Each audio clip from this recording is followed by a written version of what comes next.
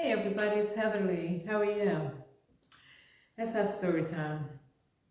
Let's talk about my coming to America story.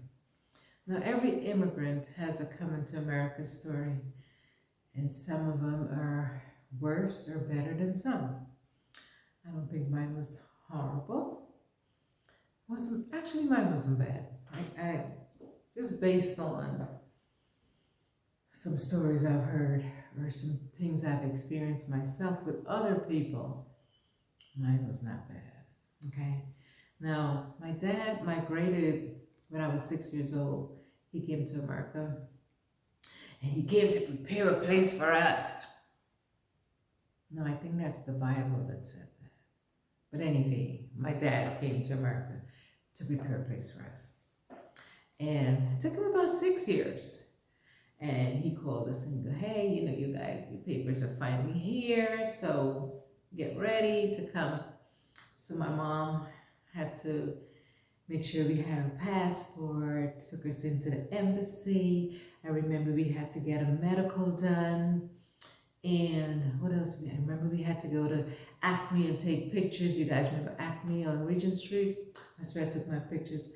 If I can find it, I'll post it. But I took my Acme pictures and yeah, got my passport, got the police clearance, and we were kind of ready.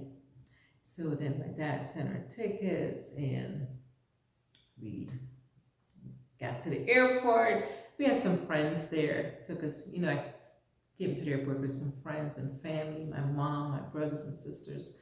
It was me and my little brother that was traveling together. So we came to the airport.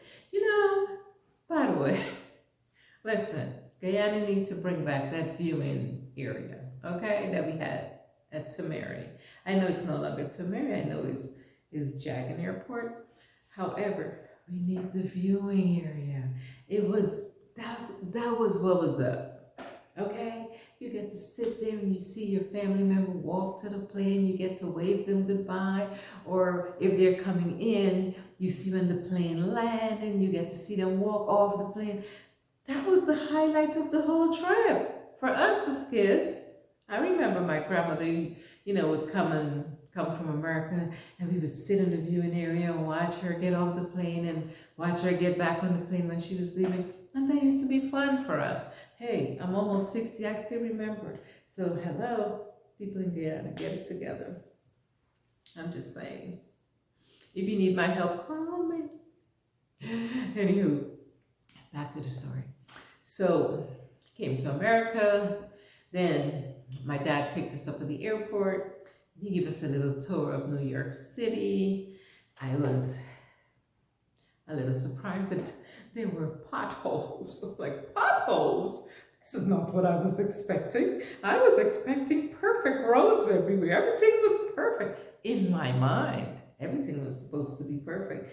So when I came in, reality hit me. I'm like, oh, there are potholes. Oh no, there are homeless people too. Okay, all right. So that was a tour of New York. Then we came to New Jersey. That's where we lived when we first came to America. My dad was living in New Jersey, so naturally that's where we moved to. And after we came here, I remember I left my mom in Guyana. And before I left, we had a little business we were doing. So me and my mom would bake all kinds of goodies, pones, and we would make sugar cake, we would make pone, buns, all kinds of pastries, and we would make a big pitcher of drink. And we would take it to Enmore, which is the other village from where we are. Sorry. And we would walk there. Walk with this big pitcher of drink and a big old basket of goodies. We'd get on the seawall. Me and my friend Eldon would walk on the seawall. It's about, probably 2 miles away. I don't know. It probably wasn't even that long, but that's how it felt like back then, okay? And we would go and we would sell. By the way, some of those guys still owe me money. Hey, y'all still owe me some money for my food. I got my book and everything. I'm coming to collect. I know y'all got that $100,000. Y'all better have my money. Anywho, so I was like, now that I'm leaving, I know my mom can't do that. So I got to find a job so, I can send money back for my mom and make sure she's okay. So when I came, I told my sister. My sister was like, well, you know, I'm gonna, my sister was working with a patient and she needed someone to relieve her on the weekends. So she said, well, you can be my weekend relief. I'll show you what to do. I said, okay. So we got there. It was a nice man. His name was, we're going to call him Mr. D. Mr. D was such a nice, mellow guy. And however, he had Parkinson's disease. And I guess with Parkinson's, you get a sundown situation. And he would get these anyway, it's in the evening time. He would get to shaking and next thing you know, you start screaming and fighting and shaking and you can't control him. And oh my gosh, he turned into somebody that I couldn't even recognize. He would be so good for most of the day. And then I don't know. I don't know if it's an attack. I don't know if it's an episode. I don't know what you call it. But it would start with him and he would have no control of his body. He would have no control. He'd just shake and scream and holler. And it was so sad to see him go through that. Because Mr. D was actually an executive at a big corporation before that happened to him. However, yeah, that was interesting. Because that was the first time I've been exposed to something like that. I've never seen anyone go through that before. Remember, I just came to America. I was just 18. So it was new and interesting and scary. So anywho, so that was my first job. I was relieving my sister on the weekends. And then I think a couple months later, Mr. D passed away. And I said, well, I gotta find me another job. However, while I was there, I met this girl, Karen. She was working there. And me and her became friends. So when that job ended, she said, you know what? I just found a job in East Orange, at East Orange Nursing Home. Maybe I can speak to the supervisor and get you in over there. I'm like, okay, good. She spoke to the supervisor, a really nice man, and he hired me. So it was me and Karen working 11 to 7 at night at a nursing home. Man, when I tell you, that was my first real job. I was making a hefty $3.40 an hour. I sure was. We had medical benefits and everything. $3.40. So anywho, so I did that. I went and I did that job with my friend Karen. We worked night shift. That poor supervisor at that job. Listen, when I tell you I could never get to work on time, I could never get to work on time. My supervisor used to have to call me at night to wake me up. Wake me up! Miss Hamilton, are you coming to work tonight? What time is it? This is me asking the supervisor. What time is it? He's like, it's 1 o'clock. Oh my God. Oh my God. Let me get up. I'm going to come. I'm coming. I'm going to hurry and get dressed. He's like, but how are you going to get here? I'm going to have to get a taxi. Back then it was Jacob's Taxi and Westland Taxi. If you're in East Orange, you know. So the bus stops running at 10 o'clock.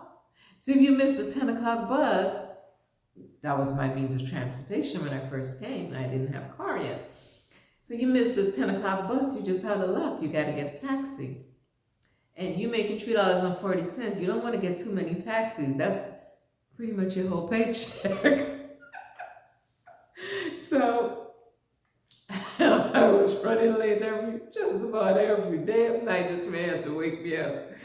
But he was so sweet. And he was a member of our church.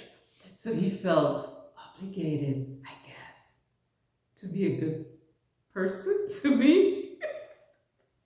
Poor guy. Anywho, He would wake me up. Not, it wasn't every night.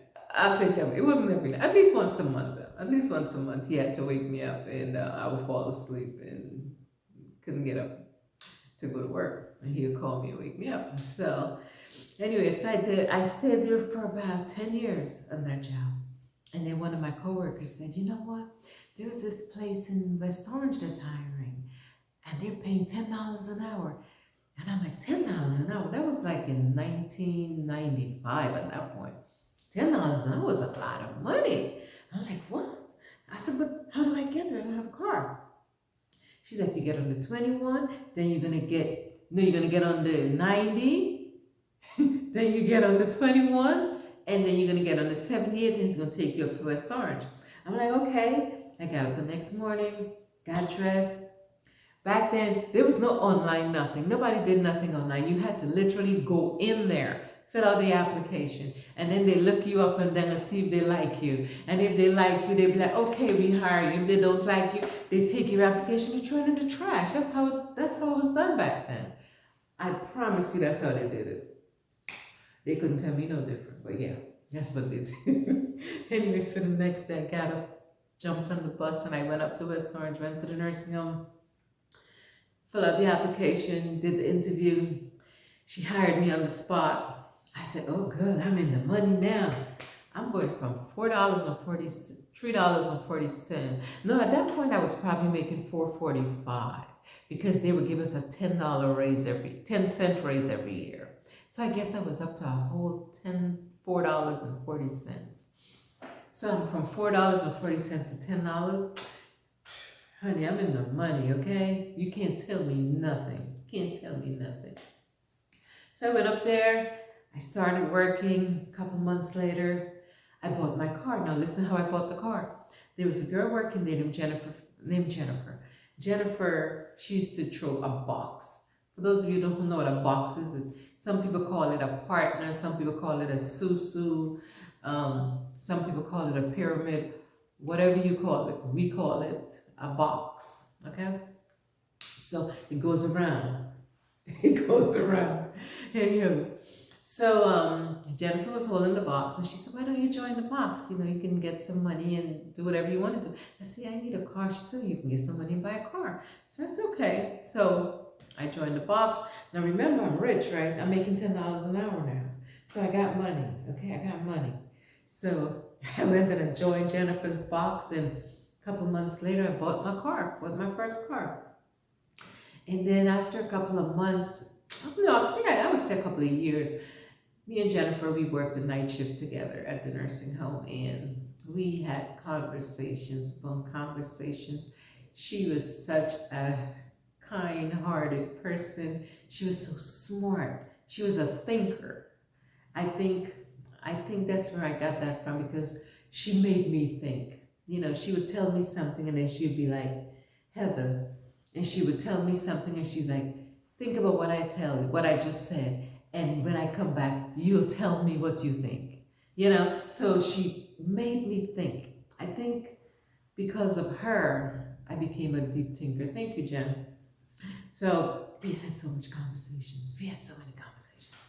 And then after a couple of years, I said, Jen, I'm so tired of this. I don't want to do this anymore. She said, you know, when you get to the point where it no longer serves, when this job no longer serves you, you're not excited about it, you're not excited to come to work anymore, it's time for a change. I said, I agree. So back then, me and my sisters, we were besties. We talked on the phone all day. We talked on the phone all day, all night, like crazy people. So I remember, you know, I was telling, now I'm like, you know, I was talking to Jen, and Jen was telling me, I was telling Jen that I'm so sick and tired of doing this. And my sister was like, yeah, I'm tired too. So my older sister said, she decided she's going to try phlebotomy. So she went and she tried phlebotomy, and she liked it. It's not a lot of physical work on your body like the nurse's aides are. You know, in nurse's aides, you got to do a lot of pulling and pushing and all that stuff. So you hurt your back, you hurt your shoulders and all kinds of stuff. Phlebotomy is not like that. There's not a whole lot of that. So it's very different, and it paid more money. So I said, yeah. So me and my other sister, we decided we're going to go to New York and we're going to do phlebotomy. I remember it was every Tuesday, once a week, every Tuesday. We had to go to New York, and it was in Manhattan. And I remember we paid $299 for that course. It was a 3-month course. We went one day a week, every Tuesday. And we did the course. Now, I don't even know how I passed that course because, listen, we were supposed to have practice on a dummy arm. The dummy arm never worked. I'm just saying. I'm just saying. We were supposed to do it. We paid for EKG course. The EKG machine never worked. So there was that. However, I passed with a 4.0. Don't ask me how. Don't ask me how. I don't know. And I did not question it because I was happy to be out of there. So now here I am graduating from school with absolutely no experience because nothing worked. So I don't know what the hell I was doing. We didn't practice on each other either. So it was none of that. So when I got out of school, of course, all I know is the theoretical part of phlebotomy, but the physical part, I didn't have a clue what to do. So at that point, my sister had started doing phlebotomy. So I said to her, I'm like, I don't know, I'm gonna get my experience from. She's like, well, at that time she was doing a morning run where she would come to the nursing home that I was working at in the morning and draw patients before she would go to her other job. So I was like, okay. So what I did, I would get up. Did I say get up? Get me go. We slept at the nursing home. It's 40 years ago. Listen, statute of limitation ran out. Anybody can lock me up. I slept. I took very good care of my patients though. Once they're sleeping, it was time for me to sleep. Anywho, so my sister would come at 4 o'clock in the morning, and I would take care of all my patients and be done by 4 o'clock. So when she comes in at 4, I can go follow her and watch her draw blood. And after a couple of weeks of watching her and helping her, she's like, I'm gonna let you start doing it from next week. I'm like, okay. And, listen, I had to learn somehow. And I promise you, nobody died because of my sticks. Nobody got hurt. Nobody got damaged. None of that. And I was a pretty fast learner, but I had to learn somehow. I did.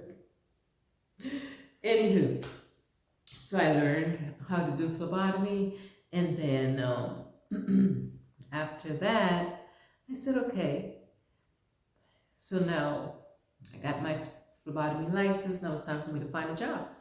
So I started job hunting at different hospitals, different laboratories and stuff like that. And then my sister was working at one hospital, and the funny thing is I got hired at the same hospital that she was working at. However, she was leaving that hospital to go work somewhere else. So I was her replacement. That was a whole other story, but anywho, that's kind of what happened there. And that's where I met the fabulous Lady Ira in the lab over there. We had a good time, didn't we, girl? Yes, we did. We had a lot of fun over there. And I learned, that's where I learned and honed my skills, because I think about a year later, that hospital closed down. They were going through some financial problems, so they finally closed down, and I had to find me another job. So I went to another hospital. Now, let me tell you about that other hospital. Now, of course, remember I told you the story with my boss having to wake me up a couple times, at least once a month, right? Because she couldn't get to work on time. But let's blame him. I think we should blame him for me being the way I was, because he did not teach me responsibility. Him as in my old boss. Can we blame him for that? Yeah, you gotta blame somebody, and I'm not blaming me for that, because if he had made sure,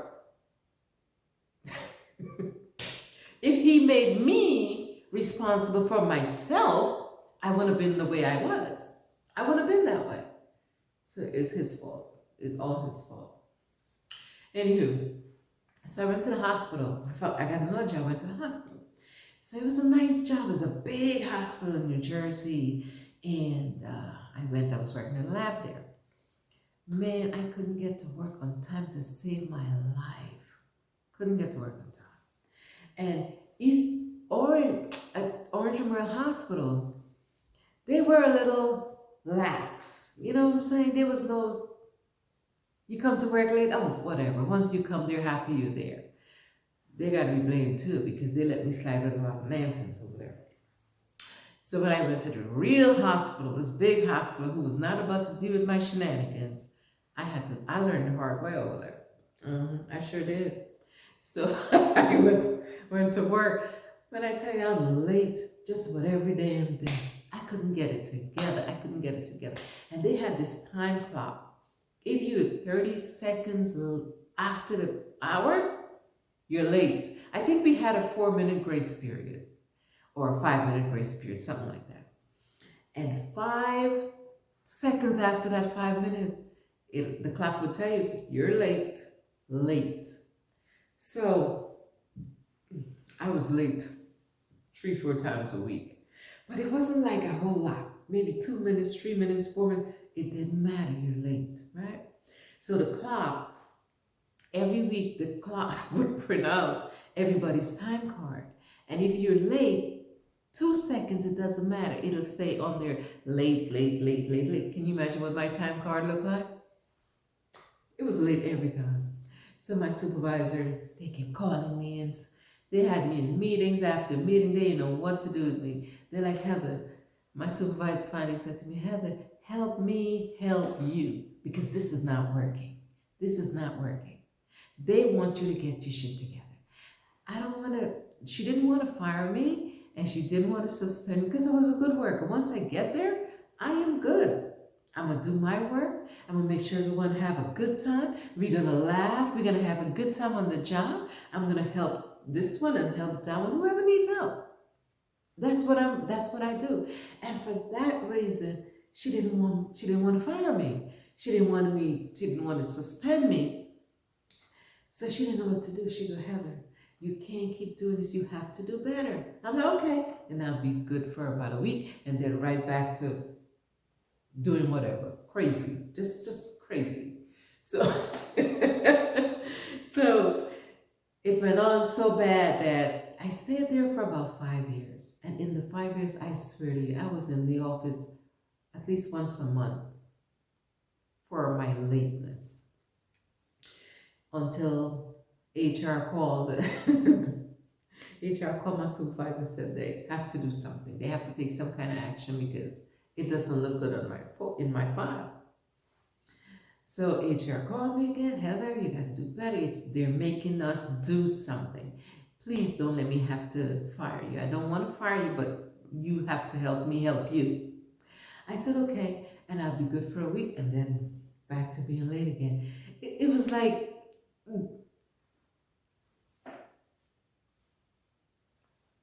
I don't know. But anywho, so that went on and on and on until my supervisor's like, I don't know what else to do. So she called me up. She said, Heather, listen, you are not giving me any help. I'm trying to help you, but you're not helping yourself, and you're not helping me help you. And they really want me to fire you. I don't want to fire you because you're a good worker. However, you got to do better. I said, okay. I started doing better for a week and then fall off the wagon again. I was sick of me. Okay? Why I couldn't get my shit together, I don't know. I don't know. Thank God, I finally got it together. It took me a while. I finally got it together. I couldn't get it together then. So listen what they decided to do. Because the HR said they have to take some kind of action. They have to either suspend me or something. They have to, in order to teach her a lesson so she can get her shit together. They didn't know what to do. They decided, we're going to send her to a shrink.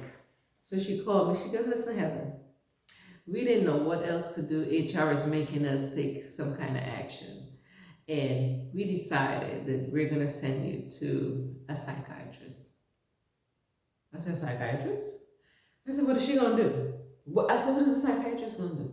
How is the psychiatrist going to help me? Is she going to come to my house and wake me up? Is she going to make sure that I have a babysitter? Is she going to make sure my clothes is pressed and there's gas in my car? What is she going to do? She said, I don't know. She said, I am hoping that maybe if you sit and speak with someone, maybe it might help. I said, I don't understand how it's going to help, but okay. All right. She said, well, listen, it's not up to me at this point. We have to take action. That's the only thing I can think of. So I'm like, okay, psychiatrist it is. I'm going to the shrink. So sign me up. I'm going to the shrink. They signed me up to go to the shrink around the corner. I said, okay. Now, I had to go to the shrink for 2 days a week for 3 months. So I'm like, okay. First week, the following week, I had to go to the shrink. So I showed up there. I was on time at the shrink. Let me just say that. I was on time. Every Tuesday and Thursday, I was on time. Don't ask me how. I was on time, okay? So I would go to the shrink. And the first day I got there, I walked in and she had this beautiful couch. Her office was so pretty, smelled so good. She had these big fancy pillows on the couch, and she go, take a seat. You pick wherever you want to sit, and let's talk. I'm like, okay. So we started making small talk at first, because I guess she thought I really had a problem. So she had to break me down a little bit. I don't know. So we talked and we laughed and we had tea and all that fun stuff. And she said, so now how may I help? Why are you here? I said, well, I really don't know, but my job sent me here. She said, why did they send you? I said, because I couldn't get to work on time. She's like, what? She said, wait. You couldn't get to work on time and your job sent you to me. I said, yeah. She goes, no, let me go read the file. She went and she picked up my chart and she read it over and over. She couldn't understand. She goes, wait, are you serious? They sent you here because you can't get to work on time? She said, but how am I supposed to fix that? I said, that was my question to them, but they figured out that you can fix it. So here we are. So she looked at me, I looked at her, we both burst out laughing. Like, what? She said, I have never heard of anything like this before, where a company sends an employee to me because the employee can't get to work on time. I said, yeah, they did. I said, but listen, don't worry about it, because this is what's going to happen. You're going to get paid. I get 2 days off work with pay. We good. We're going to sit on this couch and we're going to talk about whatever we want to talk about. She said, so do you have any problems? Do you have any social problems? Do you have any problems you want to talk about? I said, child, my life is perfect. I just can't get to work on time. That's the only problem I have. She was like, okay. So for 3 months, me and the shrink, we sat on the couch and we talked and we laughed and talked about shopping and where you get that dress and that shirt, and we talked about clothing and where the sales were for 3 whole months. And then after we were done talking, I would go shopping at the mall because I had the whole day off, remember? So, and then, after 3 months, the shrink was like, Heather, you don't have to come back because there's nothing more I can do. It's nothing for us to do. I said, listen, you want to make this money or not? Because I can take 2 days off for another 3 months if you think I need. She said, no, it's okay. You're fine. I went back to work and it kind of did something to me. So I guess it did work in a way. Not in the way they thought it was going to work. Because what it did was made me feel like, is it me or do they think I'm crazy? And if they think I'm crazy, I need to get out of here before they really throw me in the crazy house. So I decided I'm going to get out of there. So I started looking for another job. And I think a couple of months after I came back, I got hired at another company. So I left the hospital and I went over there. But during the interview, I said to that recruiter, I'm like, listen, I have one little problem. I cannot get to work on time. She goes, what? I said, that's the only problem you're ever gonna have out of me.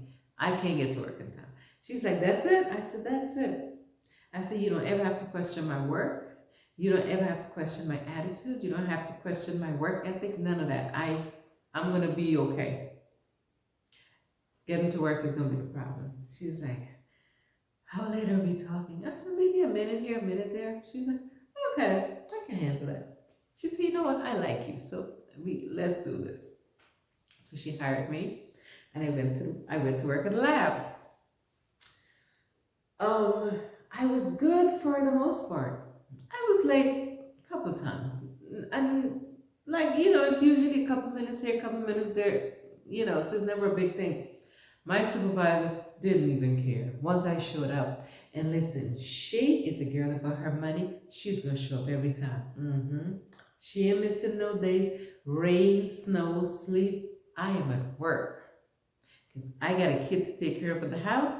I got bills to pay, and I like a vacation every year, so I got to save up my time for my vacation. So I showed up to work on every time, and I remember even got to the point where one or two times I'd be like 5 minutes late or something like that. My coworkers, there's always, I don't know where Heather is. Why Heather's not here? There's always a snitch at every job you go to. I don't know where Heather is. My supervisor be like, why y'all always looking for her? Why y'all looking for her?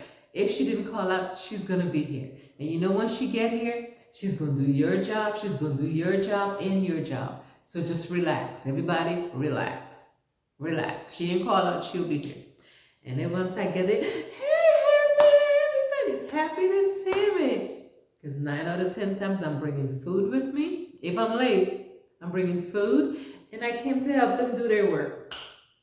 It's always a good time. I ended up staying at that company for about 10 years. And with that supervisor, she never had a problem with me. She never had to write me up one time. She never sent me to a shrink. As far as that company was concerned, I was the perfect employee. To hell with the hospital. They didn't know what they was talking about. Anywho. But yeah, so that's like the first 15 years of my life in America. So anywho, this video is getting long. So I'm gonna stop here, and there's gonna be another part 2. There's gonna be a couple parts, but this is part 1 of me coming to America. And on that note, have a good night, a good morning, a good evening, wherever you are, whenever you're watching this video. I'll see you in the next one. Bye now.